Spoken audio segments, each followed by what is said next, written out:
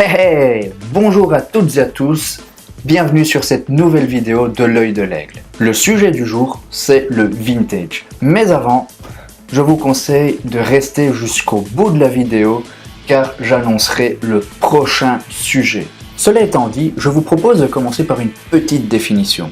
Oui, je sais, la dernière fois j'ai un peu exagéré sur la théorie, mais ne vous en faites pas, ici ce sera plus relax. Alors, on respire, on se détend et on y va. Alors grosso modo, les objets dits vintage sont ceux qui, de par leur apparence et ou leur fonctionnement, nous renvoient à des décennies en arrière. Une époque que certains d'entre nous n'avons d'ailleurs jamais connue. La nostalgie et l'envie d'un retour aux sources sont utilisés par certaines sociétés pour commercialiser ces produits. On peut aussi mentionner les produits dits néo-rétro. Ce sont des objets neufs, mais qui s'inspirent d'objets d'une époque antérieure et qui ont laissé une trace dans le quotidien des gens.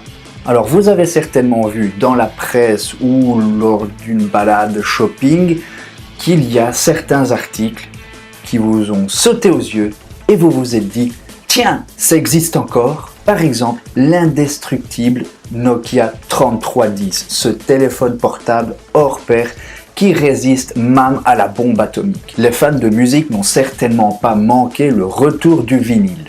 Et qui dit vinyle, dit platine pour vinyle. Aujourd'hui, quand vous partez en voyage, vous prenez des photos, vous filmez, vous voulez immortaliser des moments uniques.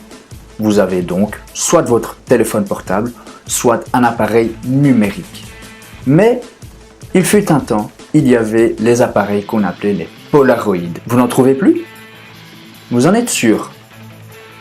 Eh ben, je peux vous dire que ça fait partie de ces fameux produits dits vintage. Lorsque vous étiez en train de vous balader quelque part ou que vous étiez en train de rouler tout simplement, vous avez certainement aperçu les Vespa ou encore les Fiat 500. Oui, c'est vrai, les voitures et les motos se sont modernisées, mais dans certains cas, on a voulu maintenir cette fibre old school. Et je dois dire que c'est plutôt bien réussi. Et pour finir, on peut citer les vêtements vintage, que vous pouvez maintenant trouver facilement en ligne. Plutôt curieux, non? Trouver des vêtements vintage en ligne? En plus, je dois dire, je suis pas spécialement fan de vêtements vintage.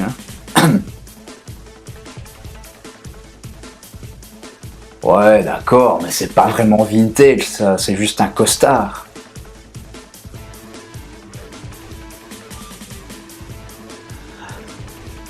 Ok.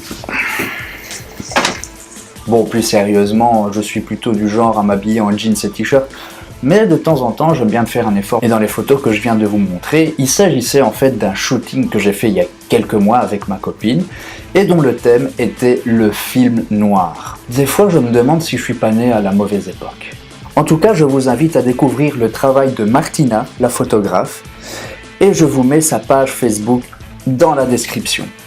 Avant de clôturer cette vidéo, je vais vous montrer ce que moi-même j'ai comme objets vintage ou qui viennent d'un temps révolu. Ça va, je ne viens pas non plus du paléolithique. Ces objets-là, on peut encore les trouver à gauche ou à droite, en ligne ou dans les magasins de seconde main. Voici la Nintendo 64, une console qu'on m'a offerte à Noël il y a une bonne vingtaine d'années. Étant un grand fan de musique métal, je possède entre 250 et 300 CD. Oui, dans ce type de musique, tout comme dans la musique rock, nous sommes de grands collectionneurs de CD. Et je peux vous dire que parmi mes connaissances, il y en a qui possèdent plus de 1000 CD, voire 2000 CD. Il y a quelques minutes, je vous parlais du retour du vinyle, et il faut savoir que parmi les fans de musique rock et metal, il y a énormément de collectionneurs de vinyles. Comme vous pouvez voir, j'en possède quelques-uns, ainsi que la platine pour les écouter. À une moindre mesure, nous avons pu observer le retour de la cassette.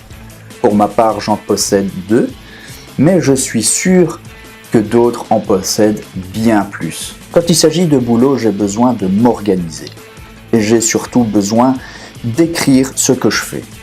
C'est pour cela que j'ai un agenda tout à fait classique. Ce qui fait que lorsque je noterai que tel jour, à telle heure, j'ai une réunion avec telle personne, je ne l'oublierai jamais. Ouais, plus old school que ça, tu meurs. Hein. Il y a quelques mois, je cherchais un sac sympa pour transporter mes dossiers, mon ordinateur et bien sûr mon agenda.